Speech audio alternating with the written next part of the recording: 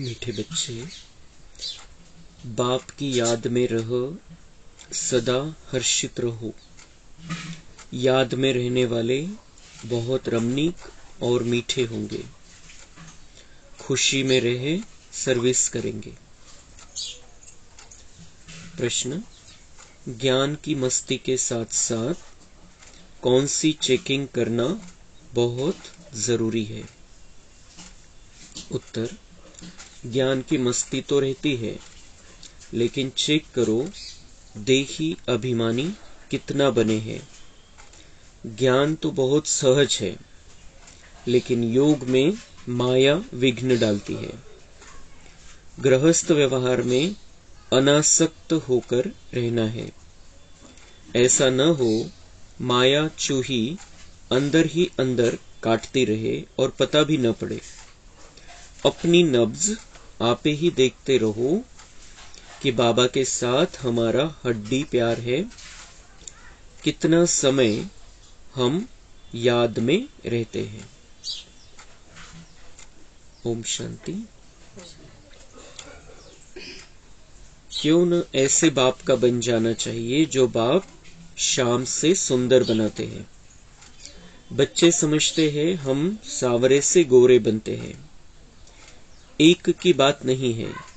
वो लोग श्री कृष्ण को श्याम सुंदर कह देते हैं। चित्र भी ऐसा बनाते हैं, कोई सुंदर तो कोई श्याम। मनुष्य समझते नहीं कि यह हो कैसे सकता है। सतयुग का प्रिंस श्री कृष्ण सावरा हो न सके। श्री कृष्ण के लिए तो सब कहते हैं श्री कृष्ण जैसा बच्चा मिले, पति मिले। फिर वह श्याम कैसे हो सकता है? कुछ भी समझते नहीं। श्री कृष्ण को सावरा यानी श्याम क्यों बनाया है? कारण चाहिए। यह जो दिखाते हैं सर्प पर डांस किया, ऐसी बात तो हो न सके। ऐसी बातें सुनकर कह देते हैं। शास्त्रों में ऐसी बातें सुनकर कह देते हैं। वास्तव में ऐसी कोई बातें है नहीं। जैसे चित्रों में दिखाते हैं, शेष नाग की शैया पर नारायण बैठा है। ऐसी कोई सर्प की शैया आदि होती नहीं। इतने सैकड़ों मुख होते हैं क्या? कैसे कैसे चित्र बैठ बनाए हैं। बाप समझाते हैं इनमें कुछ भी रखा नहीं है। यह सब भक्ति मार्ग के चित्र है, परंतु यह भी ड्रामा में नूंद है। शुरू से लेकर इस समय तक जो नाटक शूट हुआ है, उनको फिर रिपीट करना है। यह सिर्फ समझाया जाता है कि भक्ति में क्या क्या करते हैं, कितना खर्च करते हैं, कैसे कैसे चित्र आदि बनाते हैं। पहले जब यह सब देखते थे तो इतना वंडर नहीं खाते थे। अब जब बाप ने समझाया है तो बुद्धि में आता है बरोबर यह सब भक्ति मार्ग की बातें हैं। भक्ति में जो कुछ होता है वह फिर भी जरूर होगा, सिवाय तुम्हारे और कोई भी यह समझ न सके। यह तो जानते हो, ड्रामा में जो पहले से नूंद है वही होता रहता है। अधर्मों का विनाश, एक धर्म की स्थापना होती है। इसमें बड़ा कल्याण है। अभी तुम यह प्रार्थना आदि कुछ नहीं करते हो, वह सब करते हैं भगवान से फल लेने के लिए। फल है जीवन मुक्ति। तो यह सब समझाया जाता है। तुम राजयोग सीख रहे हो, तो राजाई करने के लिए पुरानी दुनिया की सफाई जरूर चाहिए। फिर नई दुनिया में सब कुछ नया होगा। 5 तत्व भी वहां सतो प्रधान होंगे। समुद्र की ताकत नहीं जो उछल कर नुकसान कर दे। अभी तो 5 तत्व कितना नुकसान करते हैं। वहां सारी प्रकृति दासी हो जाएगी। इसलिए दुख की कोई बात नहीं। यह भी बना बनाया ड्रामा का खेल है। तर बाबा म्हणताय ही दुनिया आणि या दुनियेमध्ये जे काही चाललेलं आहे त्याची आता समाप्त होण्याची वेळ आलेली आहे। आता बाबा सगळं संपूर्ण परिवर्तन घडवून आणणारे आणि आता आपल्या समोर नवी दुनिया बाबा आपल्याला दाखवतोय, त्या दुनियेमध्ये आपल्याला जाऊन राहायचंय. तर त्यासाठी वेगवेगळ्या प्रकारचे जे ड्राम्यामध्ये नोंदले गेलेले ते सगळ्या गोष्टी होतील. 5 तत्वांच्या द्वारे होईल आणि जे वेगवेगळ्या प्रकारचे आपसामध्ये जे कलह आहे ते होतील. त्यानंतर 3ऱ्या महायुद्धाद्वारे विनाश होईल. तर बाबा म्हणतात इसमें कोई डरने की बात नहीं है, दुःख की कोई बात नहीं है, ये बना बनाया खेल है. कारण आता तुम्ही इतके चांगले बनताय, राजयोगचा अभ्यास करताय, तुम्ही देवता बनणार आहे, तर तुमच्यासाठी नवी दुनिया पाहिजे आणि म्हणून मग ही दुनिया परिवर्तित झाली पाहिजे आणि त्यासाठी हे सगळे खेळ होणार आहे. तर त्यामध्ये दुःखी व्हायचं काही कारण नाहीये. हिंमत ठेवायची आणि आनंदात राहायचंय की आपल्याकरता नवी दुनिया आणायची आहे, ड्राम्यानुसार ती यायची आहे आणि त्यामुळे हे सगळे प्रकार होणार आहे. तर मग बाबा म्हणतात भक्ती मार्गामध्ये जे चाललेले तुम्ही ते आता काही करत नाही. भक्ती मार्गामध्ये वेगवेगळ्या प्रकारच्या कहाण्या बनवलेल्या आहेत. तर त्या कहाण्या बनवण्याचा उद्देश खूप चांगला होता. ज्यांनी लिहिल्या त्यांची भावना खूप चांगली होती, समजून सांगायचं होतं लोकांना. चित्र जे बनवले त्याच्या मागे पण रहस्य आहे. वेगवेगळ्या प्रकारचे जे चित्र भक्ती मार्गामध्ये, त्याचा तो खरा अर्थ कोणी लक्षात ठेवला नाही आणि त्या चित्रांच्याच मागे लागले किंवा त्यातून कहाण्या निर्माण केल्या आणि त्या कहाण्यांवरतीच सगळं भक्ती चाललेली, कहाणीचा आनंद घेऊन. पण त्याच्या मागची आध्यात्मिकता काय, त्याच्यामधून लिहिणाऱ्याला काय समजून सांगायचं होतं ते कोणी त्याच्याकडे बघायला तयार नाही. तो बाबा म्हणताय लेकिन ये ड्रामानुसार फिर भी होगा. जे चित्र बनवलेले, श्रीकृष्णाला सावळा का दाखवला, त्याला शाम से सुंदर वो कैसे बनता है, सुंदर से शाम बना, ह्या सगळ्या ज्या गोष्टी आहे ह्या सगळ्या आपल्याला माहिती आहे की सर्वात सुंदर सर्वश्रेष्ठ श्रीकृष्ण या दुनियेमध्ये.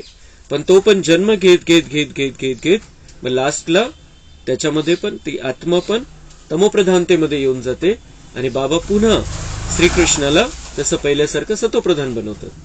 तर जशी श्रीकृष्णाची कहाणी आहे तशीच आपली पण कहाणी आहे.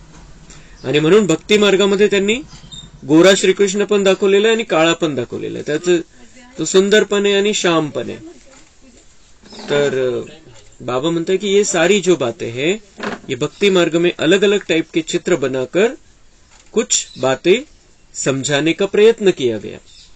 काही जे थोडंफार त्यांना आठवलं, जे संगमयुगामध्ये ऐकलं होतं त्यानुसार थोडंफार त्यांनी सांगायचा प्रयत्न केला. पण त्यांनाही क्लिअर नव्हतं म्हणून ते लोकांना समजून नाही सांगू शकले. पण बाबा म्हणताय की या गोष्टीला किंवा भक्ती मार्गातल्या कुठल्याही चित्राला नाव ठेवायचं नाहीये, ते पुन्हा होणार आहे. आणि या भक्ती मार्गातल्या गोष्टी फक्त बाबा म्हणते आता तुम्हाला ज्ञान आहे म्हणून मी तुम्हाला समजून सांगतोय की हे असं असं आहे.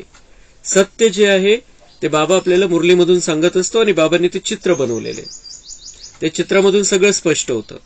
तर त्यामुळे जे काही आपण जेव्हा भक्ती मार्गातले ते चित्र बघत होतो त्यावेळेला बुद्धी चालत नव्हती. आहे ते आहे, असेल असं, तसंच असेल जसं दाखवलेलं आहे, त्याच्यावरती आपण विचार नाही केला.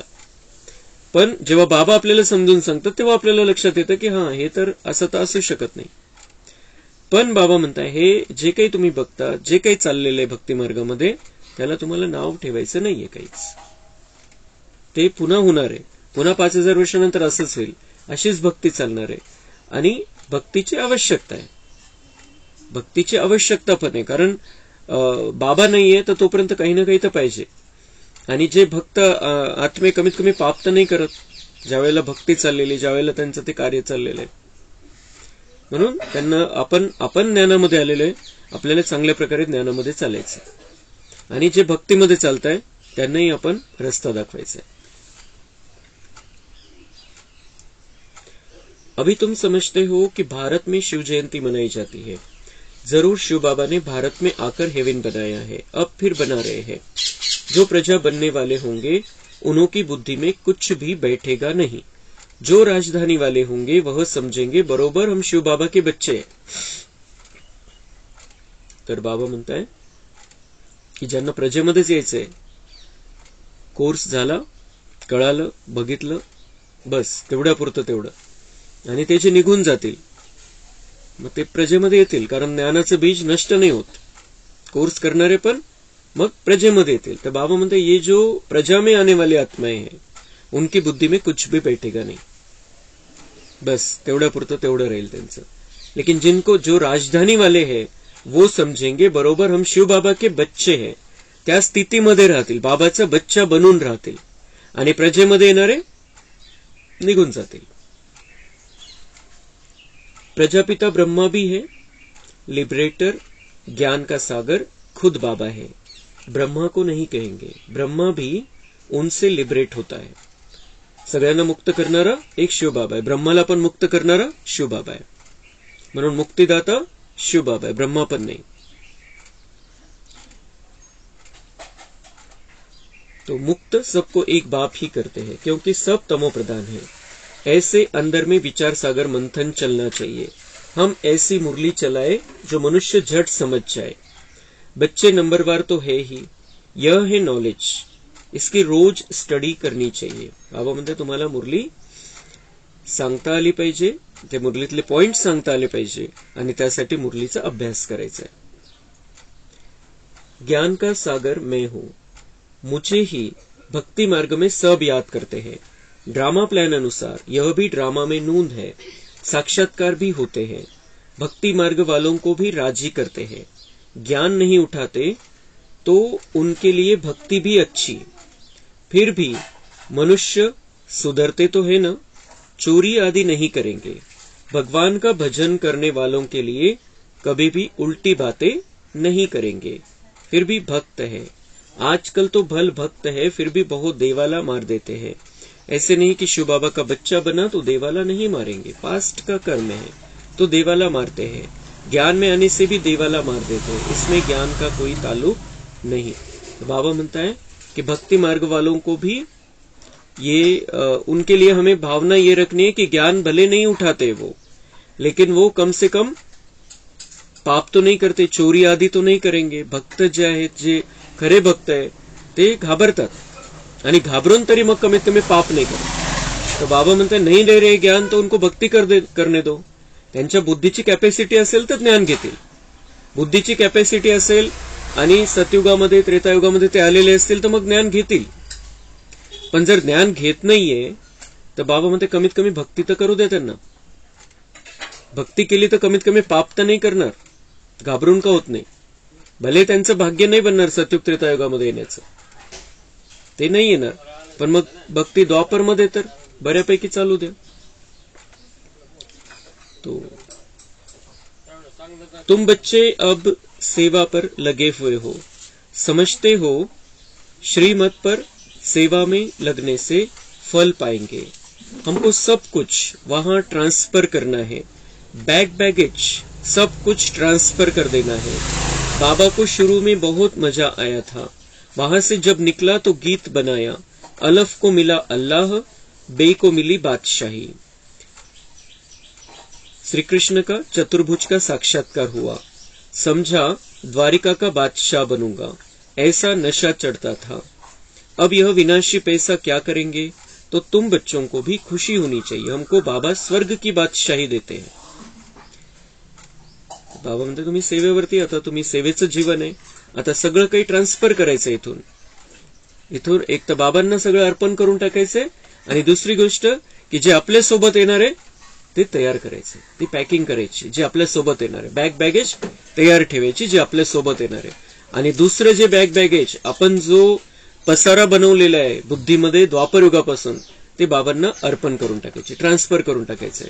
आणि जे आपल्या सोबत येणार आहे त्याची पॅकिंग करायची, त्याची रेकॉर्डिंग करायची आणि ते मग सोबत आपल्या येईल, ते घेऊन जायचे आपल्याला. तर मग बाबा म्हणताय की ब्रह्मबाबांची कहाणी जे आपण 15 तारखेनंतर बघू, ब्रह्मबाबांची कहाणी आपल्याला चालू करायची आहे. खूप सुंदर कहाणी ब्रह्मबाबांची, त्यातून आपल्याला इतकं काही शिकायला मिळेल आणि आपलं मन इतकं क्लिअर होत जाईल, स्वच्छता येईल आपल्या मनामध्ये की त्यामुळे आपण चांगला पुरुषार्थ करू शकू. तर बाबा त्या कहाणीतला काही भाग सांगताय की ब्रह्मबाबाची सुरुवातीला किती अवस्था सुंदर झाली होती आणि म्हणून ती त्यांचं पुरुषार्थाची स्पीड खूप सुंदर रीतीने वाढली सुरुवातीपासूनच, कारण त्यांना तो आनंद यायला लागला. आपल्याला जर पुरुषार्थाची स्पीड वाढवायची आहे तर आपल्याला आनंद झाला पाहिजे. हा आनंद झाला पाहिजे की मला आता स्वर्गाची बादशाही भेटणार आहे, मी राजा बनणार आहे, माझं खूप सुंदर जीवन होणार आहे, मेरे सचमुच में अच्छे दिन आने वाले हैं. तेही जर आपण आनंदाची स्थिती जर मध्ये ठेवली, आपलं ते स्वरूप बघत राहिलो आपण, जसं बाबांनी सांगितलं तो ड्रेस, त्या ड्रेसमध्ये जा काही काळासाठी, लक्ष्मीनारायणच्या ड्रेसमध्ये आहेत आपण असं बघा, त्या स्थितीमध्ये स्वतःला बघा. स्वतःला बघा आपण राज्य करतोय, राज्य गद्दीवर बसलेलो आहे, लक्ष्मीनारायण सारखा ड्रेस घातलेला आहे जसं आपल्याला चित्रामध्ये दाखवला गेलेला आहे, आणि आपण बसलेलो, आपण राज्य करतोय. तर तो जो आनंद आहे तो आपल्याला पुढे घेऊन जाईल या मार्गामध्ये. बाबा के पास पत्र आना चाहिए कि बाबा हम बहुत खुश है, आपकी याद में मस्त रहते हैं. तर हा आनंद आणि हा आनंदाचा समाचार आपल्याला बाबांना देत राहायचं की आम्ही खूप खुश आहे, आम्ही खूप मस्त है. भले ही चाहे ऊपर से बाहर की दुनिया में कुछ भी होता है, हमारे जीवन में कुछ भी होता है, लेकिन मेरी अंदर की खुशी गायब नहीं है. मैं मस्त हूं, मैं खुश हूं. बाबा म्हणते मुझे ऐसा समाचार बच्चों से अब आना चाहिए, क्योंकि हमें थोड़ा सा धीरज रखना है इन दुख भरी परिस्थितियों में. कोई भी कैसा भी तमो प्रधानता आ गई है, कुछ भी तकलीफ आती है, थोड़ा सा धीरज रखना है कि हमारे अच्छे दिन, सुख के दिन, आनंद के दिन आ रहे हैं. और वो भी जो कभी 5000 साल में नहीं मिलेगा, ऐसा आनंद मुझे शरीर में रहते हुए मिलने वाला है. तो खुशी कैसे बढ़ेगी, जो आनंद वाढवायचा है, बाबा म्हणते याद की यात्रा से ही खुशी जोर से बढ़ेगी. बाबा की याद में अगर हम रहेंगे तो खुशी जोर से बढ़ेगी. दुसरा कुठलाही उपाय नाहीये जर आनंदी राहायचंय तर. दुसरं कोणतीही गोष्ट आपण करायला जाऊ, किंवा काही होईल, किंवा कोणाच्याही कॉन्टॅक्ट मध्ये येऊ, किंवा कोणाच्याही आठवणीमध्ये राहू, तर खुशी नाहीये, प्युअर खुशी नाही भेटणार.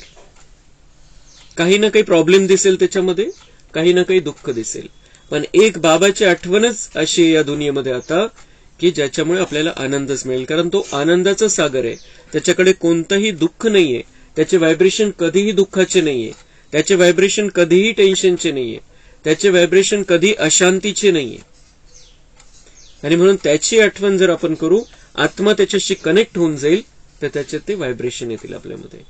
तर म्हणून बाबा तर खूप सुंदर शब्द बाबांनी वापरलेला आहे, बाबा की याद से खुशी जोर से चढेगी. एकदम स्पीड मध्ये आनंदी व्हायचं, एकदम स्पीड वाढवायची त्या आनंदाची, खूप खुश राहायचंय. तर बाबांची आठवण सदा, चलता फिरता उठता बसता बाबा सोबत आहे, बाबांच्या व्हायब्रेशन मध्ये राहायचंय, बाबांच्या छत्रछायेमध्ये राहायचंय.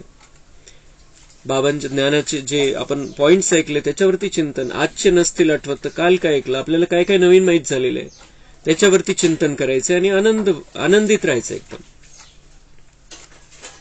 तो वो ज्ञान का चिंतन भी करेंगे हम तो बाबा की याद रहेगी, त्या व्हायब्रेशन मध्ये आपण राहू आणि ऑटोमॅटिकच ती आत्मिक स्थिती राहील. जेव्हा बाबांचं ज्ञान आपण आठवतो तेव्हा आपण ऑटोमॅटिक स्वतःला आत्मा समजतो आणि परमात्म्याशी कनेक्शन जोडू शकतो त्या स्थितीमध्ये.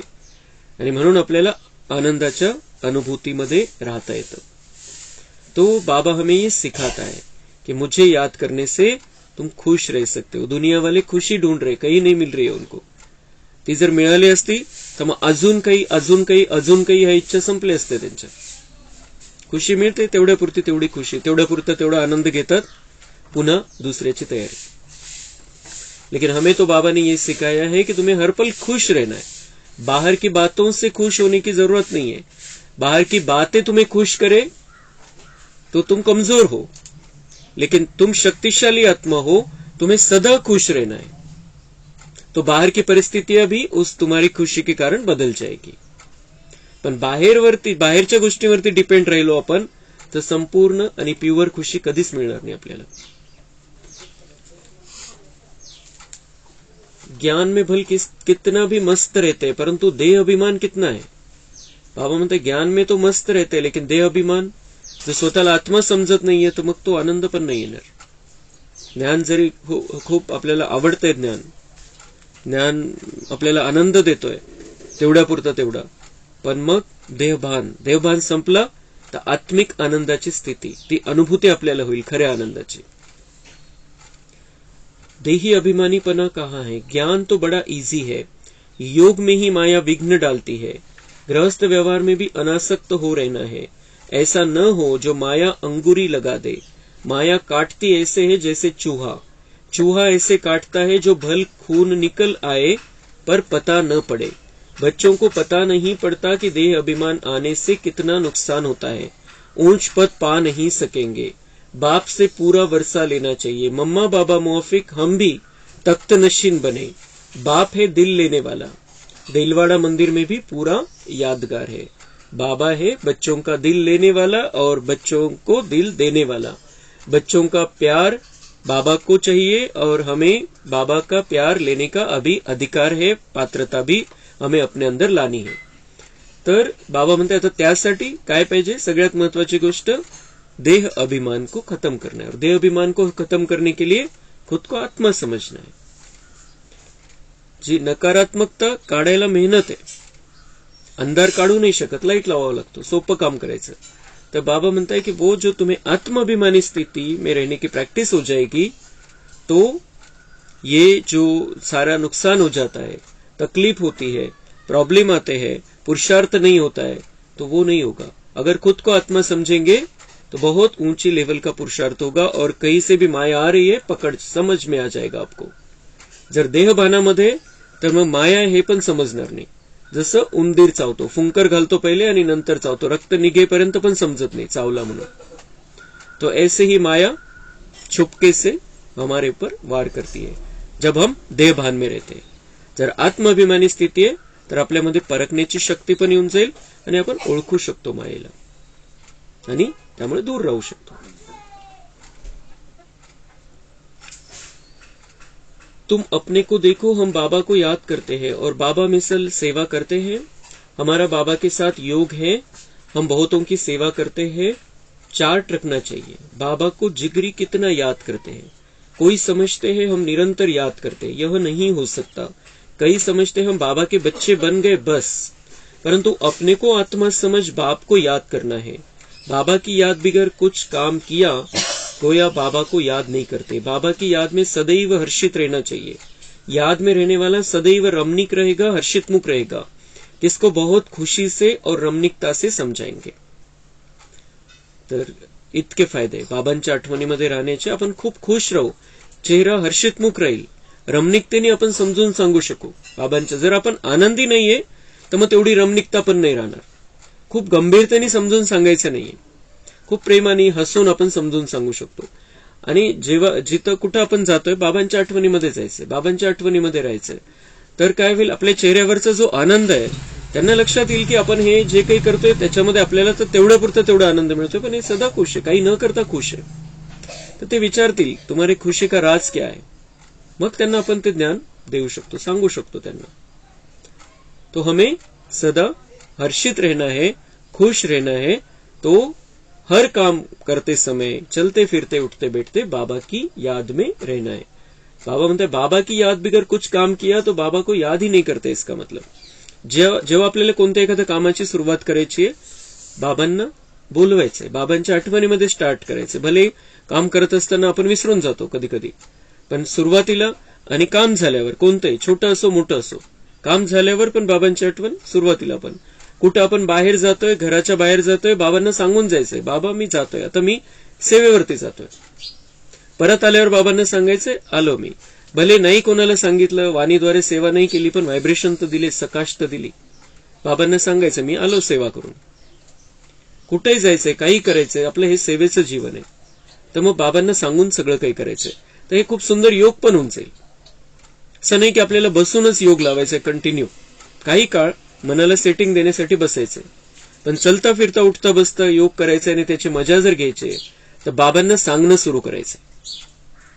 बाबांना तसं बापदादाला आपण बघतो फोटोमध्ये, तर ब्रह्मबाबा त्यांच्यामध्ये शिवबाबा आलेला, बापदादा दोघांना सांगून जायचंय आपण बाहेर जातोय तर, किंवा कोणतं काम सुरू करतोय तर एक सुंदर हा योग होऊन जाईल। बाबांशी आपला कनेक्शन आणि कॉन्टॅक्ट चांगला वाढत राहील, चांगल्या प्रकारचा होईल। चित्रों पर समझाना बहुत सहज है। चित्रावरती कसं समजून सांगायचं ते बाबांनी सांगितलेलं आहे। पूर्ण आता इथून पुढे आपण लक्षपूर्वक ते ऐकायचं। चित्रों पर समझाना बहुत सहज है, यह है ऊंचे ते ऊंचा भगवान, फिर उनकी रचना, हम सब आत्माएं भाई भाई है, ब्रदरहुड है, उन्होंने फादरहुड कह दिया है। पहले शिव बाबा के चित्र पर समझाना है कि यह है सब आत्माओं का बाप, परम पिता परमात्मा निराकार, हम आत्मा भी निराकार है। काय समजवायचंय ते बाबा सांगतोय. आपण लगेच आतमध्ये त्याची रेकॉर्डिंग करून घ्यायची. ते चित्र बघायचे समोर, बाबाच आपल्याला सांगतोय डायरेक्ट ते चित्र बघायचे आणि आपल्याला काय समजवायचंय कोणाला ते पक्क करून घ्यायचे मध्येच लगेच ऐकता ऐकताच. कि पहले शिव बाबा के चित्र पर समझाना है कि यह है सब आत्माओं का बाप परमपिता परमात्मा निराकार. हम आत्मा भी निराकार है, भ्रुकुटी के बीच में रहती है. शिव बाबा भी स्टार है, परंतु स्टार की पूजा कैसे हो इसलिए बड़ा बनाते हैं. बाकी आत्मा कभी 84 लाख जन्म नहीं लेती है. बाप समझाते हैं आत्मा पहले अशरीरी आती है, फिर शरीर धारण कर पार्ट बजाती है. सतो प्रधान आत्मा पुनर्जन्म लेते लेते आयरन एज में आ जाती है. बाद में आने वाले तो 84 जन्म नहीं लेंगे. सब तो 84 जन्म ले नहीं सकते. आत्मा ही एक शरीर छोड़ दूसरा लेती है. नाम रूप देश काल सब बदल जाता है. ऐसे भाषण करना चाहिए. कहते हैं सेल्फ रियलाइजेशन, परंतु कराए कौन? आत्मा सो परमात्मा कहना, यह कोई सेल्फ रियलाइजेशन हुआ क्या? यह नई नॉलेज है. बाप जो ज्ञान का सागर है, पतित पावन है, सर्व के सदगति दाता है, वही बैठ समझाते हैं. फिर उनकी खूब महिमा करो. उनकी महिमा सुनी, आत्मा का परिचय बताया, अब परमात्मा का भी बताते हैं. उनको कहा जाता है सभी आत्माओं का बाप. वह छोटा बड़ा हो न सके. परमपिता परमात्मा माना सुप्रीम सोल, सोल माना आत्मा. परमात्मा तो परे ते परे रहने वाला है, वह पुनर्जन्म में नहीं आते हैं, इसलिए उनको परम पिता कहा जाता है. इतनी छोटी आत्मा में पार्ट भरा हुआ है. पतित पावन भी उनको ही कहते हैं. उनका नाम हमेशा शिव बाबा है, रुद्र बाबा नहीं. भक्ति मार्ग में अनेक नाम रखे हैं. उनको सभी याद करते हैं कि पतित पावन आकर पावन बनाओ, तो जरूर आना पड़े. वह आते तब है जब एक धर्म की स्थापना करनी होती है. आदि सनातन देवी देवता धर्म.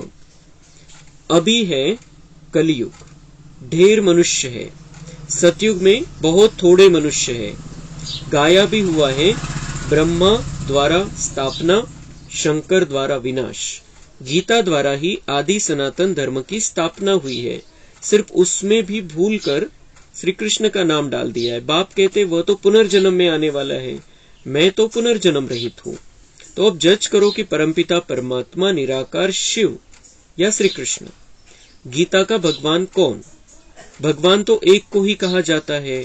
फिर अगर इन बातों को कोई मानता नहीं है तो समझना चाहिए यह अपने धर्म का नहीं है. सतयुग में आने वाला झट मानेगा और पुरुषार्थ करणे लग पडेगा. बाबा म्हणतात सगळ्या गोष्टी समजवा चित्रांवरती, आणि नहीं समझत है तर ऐसा समझो कि अपने धर्म का नहीं है. त्या वेळेपुरता विषय, कारण पुढे त्याचा पाठ उघडणार असेल. मग बाबा म्हणतात त्याच्या पुढे जाऊ नका. त्यावेळेला आत्म्याचा परिचय दिला, परमात्म्याचा परिचय दिला. त्याला जर काही लक्षात येत नाही असं जर वाटलं तर बाबा म्हणतात त्या वेळेपुरतं तुम्ही समजा अपने धर्म का नाहीये. त्याचा अजून पाठ ओपन नाही झालेला आहे, येऊ शकतो नंतर पुढे. शुभ भावना ठेवून बंद कर दो. बाबा म्हणतात समझाना. सतयुग में आने वाला झट मानेगा और पुरुषार्थ करणे लग पडे. बाबांनी सुरुवातीला सांगितलं की कोणाच्या बुद्धीमध्ये नाही बसणार, ज्यांना प्रजेमध्ये यायचंय त्यांच्या बुद्धीमध्ये या गोष्टी नाही बसणार. ज्यांना राजधानीमध्ये यायचंय, सतयुगामध्ये यायचंय, ते ऐकतील, समजून घेतील आणि लगेच पुरुषार्थ चालू करतील. ते सतयुगामध्ये येणारे आत्मे. ज्ञान मिळालं आणि पुरुषार्थ सुरू झाला. पुरुषार्थ नाहीये काहीच. ज्ञान मिळालं, समजलं, कोर्स झाला, सांगितलं सगळं, पण पुरुषार्थ नाहीये. याचा अर्थ सतयुगामध्ये नो चान्स त्यांना. हे क्लिअर केलेलं आहे बाबांनी आज. मूल बात ही है, इसमें तुम्हारी विजय. परंतु देही अभिमानी अवस्था कहाँ है? एक दो के नाम रूप में फंसते. भक्ति मार्ग में भी कहते थे परवाह थी पार ब्रह्म में रहने वाले परमात्मा की. बाकी डर किसका? बहुत हिम्मत चाहिए. बाबा म्हणतात ज्याला पुढे जायचंय तो कशालाच घाबरत नाही. या ज्ञान मार्गामध्ये पुढे जायचंय, हिम्मत ठेवावी लागेल. घाबरायचं कशाला आहे? क्योंकि हम भगवान के बने हैं और सत्य मार्ग पर चल रहे हैं. भाषण करने वालों को आत्मा का ज्ञान बहुत मस्ती से देना चाहिए। फिर परमात्मा किसको कहा जाता है इस पर भी समझाना चाहिए। बाप की महिमा है प्रेम का सागर, ज्ञान का सागर, वैसे बच्चों की भी महिमा है। किसी को गुस्सा करना माना लॉ हात में उठाना। पुन्हा स्वपुरुषार्थावरती बाबा येतात, सेवेचं सांगितलं आणि बाबा सांगता सांगता कशावर आले मग, बाप की कसं समजायचं, तुम्ही आत्म्याचा परिचय द्यायचा आहे, बाबाचा परिचय द्यायचा आहे, मग बाबाचा परिचय कसा द्यायचा, प्रेम का सागर, ज्ञान का सागर। मग लगेच बाबा कशावरती आले, बच्चनच्या पुरुषार्थावरती। तो वैसे ही बच्चों की भी आठवण करून देता है, माझी जी महिमा है, मैं प्रेम का सागर हूं, मैं ज्ञान का सागर हूं, वैसे ही बच्चों की भी महिमा है, तो आपको वैसा रहना है। बाबा शिकवता शिकवता बऱ्याच गोष्टी शिकवून जातो। तो वैसे बच्चों की भी महिमा है। किसको गुस्सा करना माना लॉ हाथ में उठाना। बाबा कितना मीठा है। बाबा म्हणताय की तुम्ही माझी गोडी बघितलेली आहे, माझ्यामध्ये कधी राग बघितला का, कधी अशांती बघितली का, तुम्ही माझे बच्चे आहे, तुम्ही पण तसेच बना, ही बाबांची प्रेरणा आहे। अच्छा, मीठे मीठे सिकेलधे बच्चों प्रति मात पिता बाप दादा का याद प्यार और गुड मॉर्निंग। रूहानी बाप की रूहानी बच्चों को नमस्ते। हम रूहानी बच्चों की रूहानी बाप दादा को याद प्यार गुड मॉर्निंग नमस्ते। वहां बाबा वहां, शुक्रिया बाबा शुक्रिया। धारणा के लिए मुख्य सार है, अपना बैगेज सब ट्रांसफर कर बहुत खुशी और मस्ती में रहना है। मम्मा बाबा समान तख्त नशीन बनना है, जिगरी याद में रहना है। किसी के डर से पढ़ाई कभी नहीं छोड़नी है, याद से अपने कर्म बंधन हल्के करने हैं। कभी क्रोध में आकर लौ हाथ में नहीं उठाना है। किसी सेवा में ना नहीं करनी है, किसी भी सेवा में ना नहीं करनी है। नाही म्हणायचं नाही। बाबा म्हणताय सेवा बाबा कोणाकडूनही करून घेऊ शकतो, पण ज्याला चान्स मिळतो त्यांनी ती सेवा करायची। वरदान, रॉयल और सिंपल दोनों के बैलेंस से कार्य करने वाले ब्रह्मा बाप समान भव। जैसे ब्रह्मा बाप साधारण रहे, न बहुत ऊंचा न बहुत नीचा। ब्राह्मणों का आदि से अब तक का नियम है कि न बिल्कुल सादा हो न बहुत रॉयल हो, बीच का होना चाहिए। अभी साधन बहुत है, साधन देने वाले भी है, फिर भी कोई भी कार्य करो तो बीच का करो। ऐसा कोई न कहे कि यहाँ तो राजा ही ठाठ हो गया है। जितना सिंपल उतना रॉयल, दोनों का बैलेंस हो। बाबा म्हणते तुम्हाला एकदम हलकं हलकं पण हलकं हलकं काही वापरायचं नाही, कोणतं साधन एकदम हलक्या गोष्टी घ्यायच्या नाहीये आणि खूप अति भारी पण घ्यायच्या नाही। म्हणजे ज्ञानामध्ये असो, घरामध्ये असो, सेंटरवरती असो, कुठेही बाबा म्हणते मध्यम मध्यम घ्या। की अति जास्त दिखावा जर असेल, खूप महागाची वस्तू असेल तर त्याच्यामध्ये बुद्धी जात राहील, त्याच्यामध्ये बुद्धी जाईल आणि दुसऱ्यांना काय वाटेल की हे इथं तर किती राजाईचा ठाठ झालेला आहे यांचा, तर त्यांची नजर पण ती बघण्याची चुकीची होऊन जाईल। जसं म्हणतात की डोळ्यावर येईल त्यांच्या, तर तशा प्रकारची स्थिती। बाबा म्हणताय की ऐसा हमें सेंटर भी नहीं बनाना है और अपना घर भी नहीं रखना है। मध्यम पाहिजे सगळं, एकदम साधं सुद्धा पण नाही आणि एकदम भारी पण नाही। जे काही वस्तू वापरायची, साधनं वापरायचे, काही वापरायचे, मध्यम क्वालिटी। बाबा म्हणताय अति उच्च आणि अति महाग मध्ये पण काही अर्थ नसतो, मीडियम मध्ये चांगलं पाहिजे कोणतं पण। जसं ब्रह्मबाबांनी आपली स्थिती ठेवली होती। जितना सिंपल उतना रॉयल, दोनों का बैलेंस हो। स्लोगन, दूसरों को देखने के बजाय स्वयं को देखो और याद रखो, जो कर्म हम करेंगे हमें देख और करेंगे। स्वतःला बघा, स्वतःची चेकिंग करत राहा, कारण तुमच्यावरती बाबा म्हणतात खूप काही डिपेंड आहे। तुम्ही जसं कराल तसे सगळे करतील। पुढे चालून हे सगळं होणार आहे, आपलंच अनुकरण करणारे सगळे। कारण पुढे चालून आपण दिसू त्यांना की आपण शांतीमध्ये, आपण खुश राहतोय आणि त्यांचं टेन्शन वाढत जाणार आहे, दुःख वाढत जाणार आहे आणि ते मग आपल्याला सॅम्पल म्हणून बघतील की यांच्यासारखं मला बनायचं। तर आपण जर चुकीचं काही करू तर ते तसंच अनुकरण करतील।